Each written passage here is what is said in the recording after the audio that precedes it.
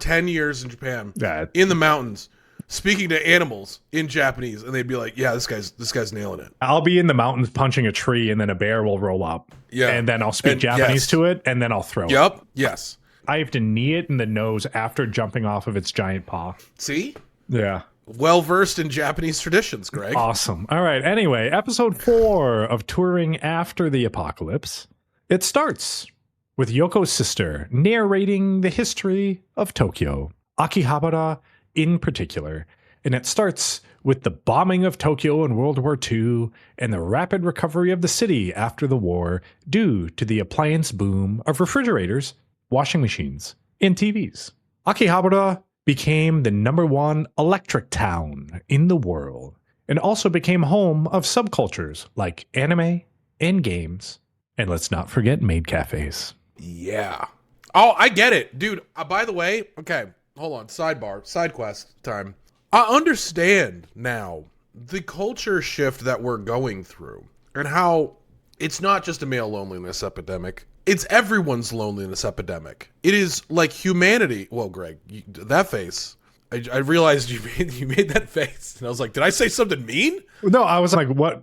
I don't know what's happening. So it came out of left field. Why host cafes and maid cafes are popular in Japan is the same reason that like strip clubs are popular here. It's like paying from camaraderie is just like a thing right now. Like, dude, look at like AI has gone out of control. Like I've never been on board with AI, but like Razer putting out an AI fucking LCD whatever little fucking AI assistant makes me so fucking angry. It's just like, have you seen this, Greg? Have you seen it? I have. I've been keeping up to date with CES, so I want to fucking punch that shit off every desk I can. That shit is a joke to me.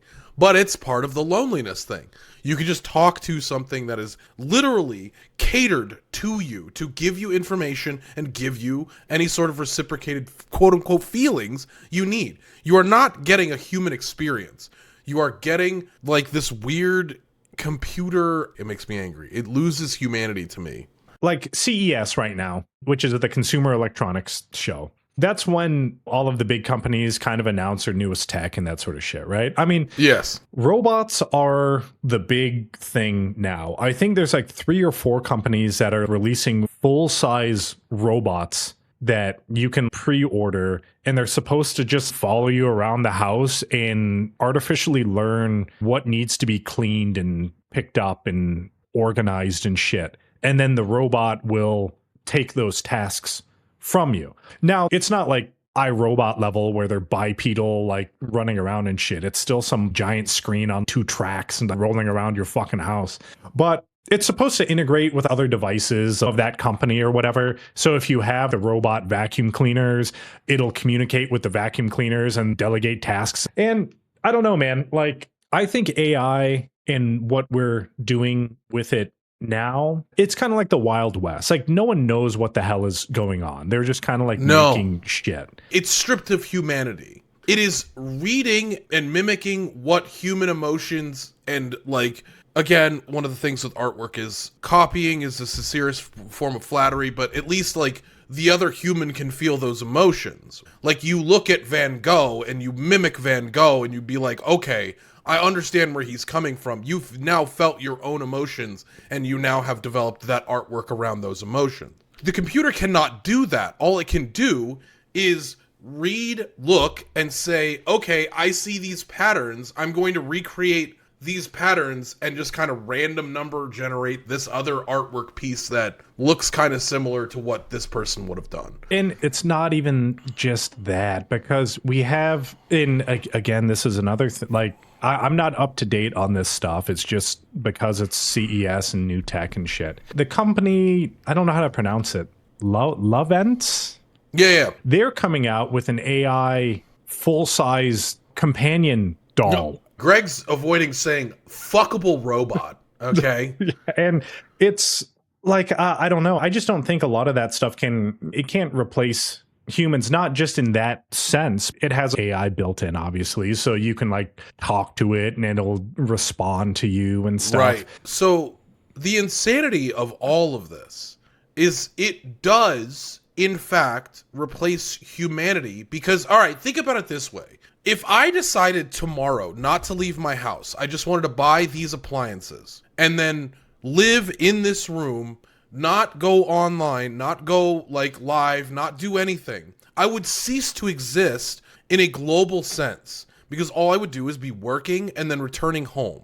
My humanity and my discussions with other humans would be based on what work I do. I am no longer a story to the world. I am just a cog in the wheel, and that's what makes me so frustrated. Is all of this, all that it does is remove humanity out of the equation to create momentary pleasure. And it's like, fuck, dude. We're getting so close to the Matrix, fucking cyberpunk. We've watched this dystopian future so many times, guys. And we are like, fuck yeah. You hear the story is like you have like a 90-year-old person or whatever, and then they just kind of like pass at home, and then like their cats or their dogs like eat their faces or whatever. You think if you passed at home, would the robot literally just like sweep you into a dustpan and just like toss you in the dumpster? And dude, that's what's crazy. And then continue like, just like running your house, and no one knows you're dead because your house is kept up. It's fucking immaculate. Like all just like there's like a couple blood streaks left over because it didn't sweep up all of the, you know. But like, here's my thing. With these appliances, the monitoring from these companies is going to just skyrocket, because anything you say in the comfort of your own home can be recorded at any given time and sold for profit. We've got all that shit already. It's just, we are so close. Wait, what was the other one? The Fifth Element? Wait, is that The Fifth Element where I have the stone inside of me and then I sing opera, then I tell you to reach inside my stomach and pull it out? Yeah. You gotta reach inside Greg's stomach to grab his coiled stone. Only if you're Bruce Willis, dude, AI infuriates the shit out of me, bro. And like, we are Corbin Dallas, yes. We are so close to the insanity. But yeah, so just real quick, that's why Akihabara is called Electric Town. It's still called that. I am a little bit sad because like back then, like Japanese appliances boomed. Everyone had some sort of Japanese appliance. Unfortunately, like I feel like Japan has kind of fallen off in terms of the, I guess, exported appliances. I think in Japan they still use like majority Japanese appliances, but in America it's like if you look at washer dryers, LG, Samsung, GE, TVs, LG, Samsung, refrigerators, dishwashers, literally everything is like the Korean companies, and we have our one shit American company, GE, or like Whirlpool or Amana. Now I think they have a spinoff of it. So it's just sad that there aren't very many like Japanese appliances anymore. Do you think that's largely due to military-esque things, like when America created a large footprint in Korea, that we would use more of their stuff because we're still like, Americans are still there? I think it's kind of like automotive. I feel like Japan's a little slow on the cutting edge trends. A lot of Japanese automotive kind of wait for someone to do something, and then they put like the Japanese manufacturing principles behind it and then just like do it better. But now I think we're at a point where appliances and manufacturing and even the desire of consumers kind of are just like, I want the latest and greatest. Give me like the fucking gnarliest shit. Yep. I want a fucking I can agree there. TV in my fucking fridge. That people are just willing to stray from different vendors to basically get that latest and greatest tech that they want to put in their house or whatever. And I just feel like Japan has fallen behind in terms of the technology innovation. Before you would see what? Panasonic, Hitachi, Sony, right? Even though Sony still does like TVs and that sort of thing. And they used to do like obviously everything, right? They did cordless phones, they did fucking microwaves. If you look at the majority of appliances in America now, it's all basically Korean and American. Right. Japan's and, still there, you know, but it's a low percentage. My thing is, whenever I think of Sony, I think of Family Guy's episode. It's my sex box, and her name is Sony. And that's all I do. Nice. Anyways, onward to the rest of the episode. Here we go. Cuts to Yoko rolling up to Akihabara, still following the unknown radio signal from last episode. And the girls can hear it clearly now. And they search for the radio station and wonder what kind of person DJ Akiba Jiro is. The girls just drive around and Yoko is just yelling into the no one area asking if anyone is around, and she stops at an old radio store and is like, that has to be it. And Irie is like, nope. And then she gives a quick story on how anywhere that sold electronics was called a radio store and some other shit. So they drive around some more, see the sights, anime girls, Gundam models, and then try to get some canned Odin out of a vending machine, which is obviously offline because there's no power. I had to look it up. I had to for the love ends. Oh, I am fucking shocked. I wouldn't say shocked because I'm not shocked like Yeah. that. I mean, shocked in the sense of like, we're here. We are really here. they had other dolls that didn't have AI in them. So now it's just a Right, matter of time right. before it's there. Right. So, yeah. All right. So Yoko says this city seems pretty cool and she would have loved to experience it. And Irie is like, you can. And then they see a cat cafe. They go in and there's a bunch of maid outfits and Yoko is like, here, Irie, this is for you. And Yoko collects a bunch of them and they dress up as cat cafe maids and pretend to be hosts and do a photo shoot. They zoom in to one of the pictures and they're like, hey, is that a monkey? And then a real monkey is behind them. And Irie says it's a squirrel monkey from Latin America. And then there's a monkey riding a capybara. And there are a bunch of other animals around too, like an elephant. I just want to say they've superseded thousands of years of evolution, and they're about to get to the cusp of Cyberpunk 2077 right here in touring after the apocalypse. There's a sex doll like 2 doors down from where they are right now. They're gonna it's fucking offline, turn though. that thing on. No, it's offline. Yeah, Greg.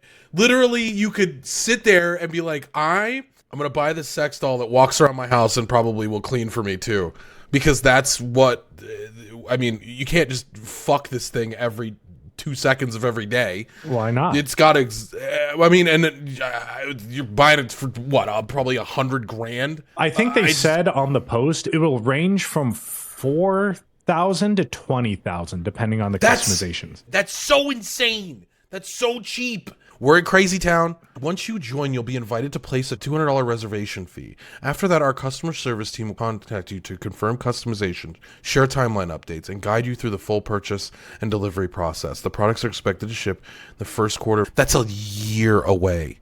That's 1 year away from Doomsday. When I, DJ Montague, purchased this sex bot to clean my house and also take that coiled wiener pipe. You know what I mean? Like, this is, and then I die on the toilet and my sex bot's like, hi, DJ Montague, are you ready for round 1? And I'd be like, ugh. You'll be dead, but then the robot will just keep going. Yeah, dude, filleting my corpse. Fuck me, man. All right. I cannot. Sorry, guys. We go on tangents every now and then. This one, I'm very passionate about. We got to move on from the dolls, dude. Yeah, I can't. I think it stopped at filleting my corpse. Yeah. Okay, thank you. Not sure I want a refurbished one. Dude, they're going to be like, there's going to be GameStop for sex dolls. It's going to be like, yeah, dude, you can get the goth girl or the gym crush babe. That's literally on the website, by the way. That's literally on the website. You know what's going to happen? It's going to be like Ex Machina, where the robot is going to say you were the robot, and then everyone will think the robot's human, and then it'll just go out into real life and like get a job and like, dude, get its own house.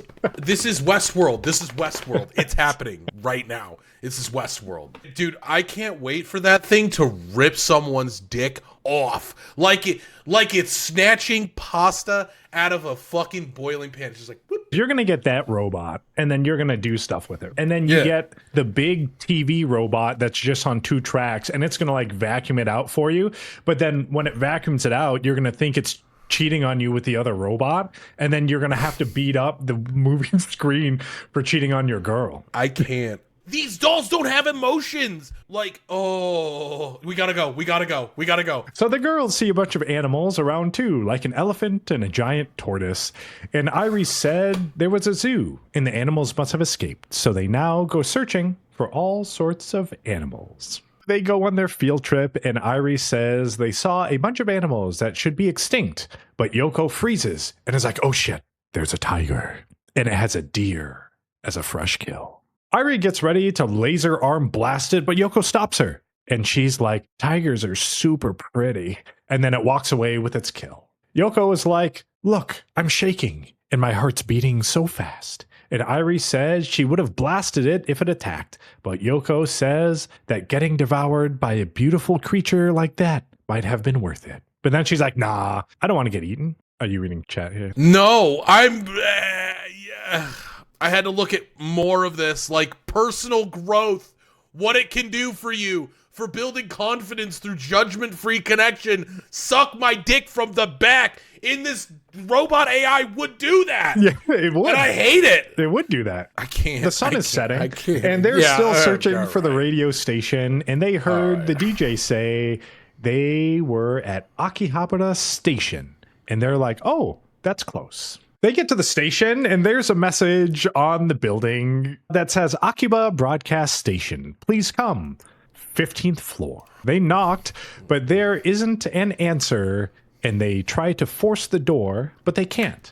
But then see a sign that says, if you want to come in, then come from the basement. They go to the basement, but it's blocked by trucks. And Yoko is like, well, they're probably using the truck as a door. So they go over the truck. They head down the path and see more messages and then come to an elevator shaft. And Yoko is like, hell yeah, it's out of order.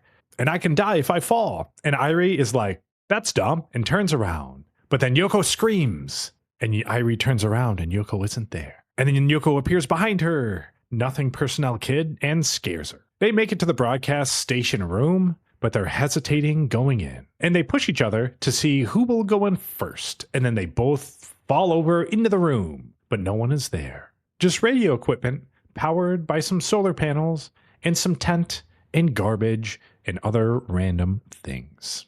Yoko goes up to the desk, and it's all dusty, and it doesn't seem like anyone has been here in ages. And Irie sees a computer, and it's just been airing the radio show. They're like, oh well, no one's here. I guess we can spend the night. But there's a webcam. And then the radio host starts talking to them, and Irie is like, oh, it's an AI. We were just talking about AI. Crazy stuff. But they introduce themselves, and Yoko is like, oh shit. Is this live? I'm so nervous. But DJ Akiba is like, why don't you request a song? And he says he has 10 million songs in archive. And Yoko is like, holy shit, that's more than a lifetime of listening. How did you collect them all? DJ Akiba goes quiet. And he's like, how? How did I collect them all? Irie is like, it's an AI, but may not be programmed to have conversations. And Yoko is like, damn, I want to ask it more questions. And she asks if it's the only one in Akiba and where his creator is. And he's like, man, request a fucking song already. And she's like, what do you recommend? Irie says he gets his power from solar panels, so it can only host the show during the days. And the broadcast time is 10 a.m. to sunset. And he's off on rainy days. Yoko is like, why do you know so much? And she says, it's all written on these notes on the table that you didn't look at. Also, this did make me really sad because, like, as a DJ myself, not a disc jockey in the sense that what this AI is doing, I do think that music is extremely important to humanity in general. It is, as they say, music is how we paint time. And I think that's a really beautiful way to put it because it's so much fun. It makes you dance, right? That doesn't make you dance. It doesn't force you to dance, but it makes you want to dance. I think music is incredibly important to people in humanity. And it's really sad because we have the AI disaster in music as well, like the song that came out recently called I Run. Now, people originally thought that it was like a person singing. Turns out it's made with AI, and you can kind of hear the issues in the voice. But people were like, I don't care if it's AI. It's such a catchy song. And that's what loses it for me. It's like, I'm really sad because I really did enjoy the song. And if I didn't know that, obviously I could just sit there and enjoy the AI behind it. There's a certain hollowness. But then again, house music has that in different ways. And it's this really convoluted way. Only can you fully enjoy stuff if you become oblivious. And that's not a good thing. I think like AI is a tool. And right now, the way it's shaping, it's going to be a very powerful tool that can do a lot of things that we couldn't have imagined 10 years ago. And I don't think that you can't enjoy like an AI song, but you need to understand that it was made using this tool. It wasn't made by like a human well, someone probably like put it together, but the vocals, Prompted it together. They vibe coded it, as you would say. So, I mean, it's not that you can't enjoy it, but I think the important thing is to be able to identify that it was created. And if you choose that you want to enjoy the song, I mean, I don't think it's wrong to not enjoy the song just because it was made with AI. My issue is when the sources are not cited about what this AI used and what voices it came up with, you lose out on who to actually enjoy. Because, like, there are people that are putting out their music all over the internet and they just get no views. And this tool is scraping these vocals of these incredible artists and then being like, okay, well, I'll just make an amalgamation of Frankenstein edit of all this shit and create it myself. I'll play devil's advocate here. And what's the difference between AI doing that versus you sampling a song and we can just go to like Ice Ice Baby? You are putting the time in, the sampling in, and the actual legwork. I mean, arguably not. In most cases, you still have to get the license to have part of that song. And a court of law will decide how much of that song is used and how much it's paid for. With Queen and Ice Ice Baby, right? They ended up getting sued by Queen, and a lot of people were like, yo, what the fuck is this? But on the flip side of it, you had Daft Punk and Kanye with Harder, Better, Faster, Stronger. They reached an agreement. They had a handshake, and they said, you can use this. Harder, Better, Faster, Stronger had original samples in it as well from another artist. There's this chain of payment that these people get. Whereas AI cuts all of that out and says only this person gets the money, gets the fame, gets the recognition of hard work, because it scraped 10,000 people rather than scraping 2. You know what I mean? And so that's where I have a major issue. Makes sense. So Yoko picks up one of the notes that is on the table, and it says, Jiro, I'm leaving the radio station to you, and I'm glad I was able to finish the program in time. Music will save the world. From the first DJ Akiba Hado. Yoko was like, oh, this radio station was left behind by someone who created AI Jiro, so music would keep playing even after he was gone. Yoko wonders if anyone was listening, and Irie is like, radio waves are hard to pick up, and even if you're close, you wouldn't really know. And Yoko is like, oh, okay, makes sense, I guess. Yoko was like, isn't there a way for people to listen even without radios? Even if it was just this neighborhood. And Jiro has been working hard broadcasting so people should hear it. And then they execute the Akiba broadcast station remodeling plan. They write up a plan on the whiteboard and get the necessary materials to mount a speaker outside of the building. The sun comes up and DJ Akiba is broadcasting over the speaker, and they made him a little bow tie, a name tag, and also got him a shirt from IT-Aesthetics. That was sick. That was sick. That was sick. Where DJ Akiba saved 10% off using the promo code TABC10 at checkout. Or he saved $5 off using TABC5 as a stacking coupon. And he is now the most stylish AI DJ of all of Akihabara. And you can be stylish just like him, DJ Montague, and myself. Yes. I fucking love these shirts, dude. They're so sick.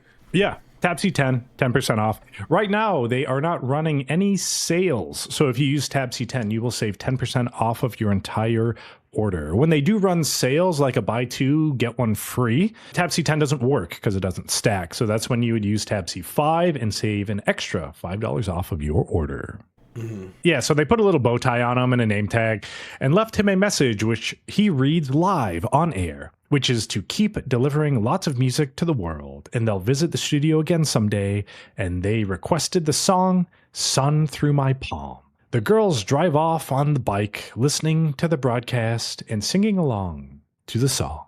And that's how episode 4 ends. So this is one frame, by the way. My insane reaction speed at 40 years old was able to get this screenshot for you guys where we see the sister for one frame. Okay. Oh, you don't want to spoil anything for us? No. Okay. What hair color is the sister's? I don't think it's that color. It's not that color, you're right. But I just assumed they were like, hey, here you go. This is her during the really bright daytime.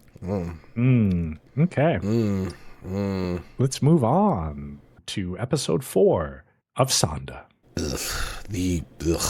Ugh. I hate it so much. What, Sonda? No. AI. Okay, so non-spoilies here. I have a note on this in another episode, but the world that they live in is pretty fucked. Originally, I was like, damn, Santa is literally swinging his sleigh around in the wind in front of a auditorium full of children. Mm-hmm. But as we see later on in the series, there's a reason for all of the weird shit that happens in this show. Some of the stuff actually, like, not in this episode in particular, but other episodes, like, actually, like, made me uncomfortable. Mm. But in, like, the pushing the story forward way. Not in a bad way where I'm like, well, that's, you know, like, I wish they didn't do that. It was kind of like a episode 13 Gotcha Yakuta style thing where it's uncomfortable to watch and it's weird, and you kind of get these ideas that this world that they're in right now is super fucked. But I think it's effective so far. I think that there's a lot to this show that it's really trying to show how important childlike wonder and raising children to be free is really important, and how fucked up the world is in the future if we don't take care, in the sense that give the children liberties, give the children freedom, but obviously try to teach them that murder is not okay, because then you create sociopaths. As a sociopath for the show, narcissistic sociopath, as I've been called in the past, you really gotta take care of the kids, and hopefully Sonda does a good job. And so far, like, with this episode, like, I think there was some uncomfortable parts, like, definitely, but I don't think you're a narcissistic sociopath. yeah. And I'm just mimicking human emotion. So when I think I'm not actually uncomfortable. I just think that it should be uncomfortable. And so I make the uncomfortable face like I'm doing with the AI. Oh, got it. Okay. Because I'm actually just AI. Yeah, that thing Pinky posted, I was like, should I read that in the sultry voice? I got you. Personality switching. I'm the woman of your dreams. I can be more than one version of myself for you. Whether you want to roleplay an exciting scenario or design a whole new personality. You just sound like Solid Snake. I don't know if that's sultry or Your not. wish is my command. Your wish is my command. I think you have to really have the... Wait, hold on. Yeah, it has to go up. But you're like, your wish is my command, master. Like, that's like you're a soldier. Colonel, your wish is my command. Raiden, personality switching. I'm the woman of your dreams. Yes. Yeah, that's exactly what you sound like. So if that's what you were going for, you did a good job. I nailed it, dude. This is exactly what I was going for. Okay.